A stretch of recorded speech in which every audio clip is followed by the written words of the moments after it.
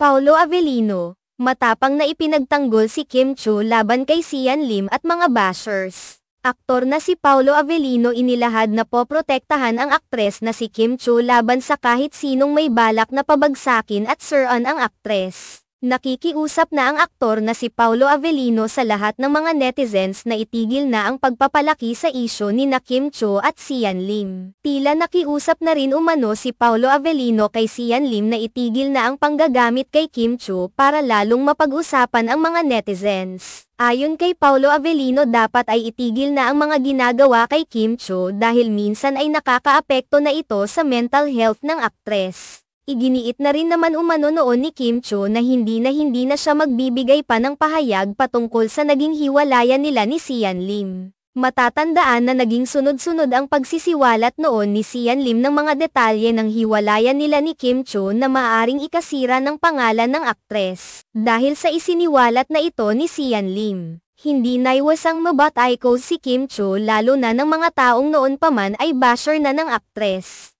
Ipinapakalat kasi ng mga bashers ni Kim Chiu na nagiging pa-victim si Kim Chiu at ginamit rin ang galit ng kanyang mga tagahanga kay Sian Lim para ay boycott ng mga ito ang mga projects ng aktor. Napaka-unfair rin umano ng pananahimik ni Kim Chiu gayong labis ang natatanggap na pambabatikos ni Sian Lim sa puntong naapektuhan na ang showbiz career nito. Subalit, tila wala pa ring balak si Kim Chiu na magsalita kahit pa nababatikos na siya ngayon. Kaya naman mismong si Paolo Avellino na ang nakikiusap na sana ay tigilan na lamang si Kim Chiu at patahimikin na rin ang isyu nila ni Sian Lim. Dapat kahit ano pa umano ang nangyari ay hindi na maibabalik ang nakaraan.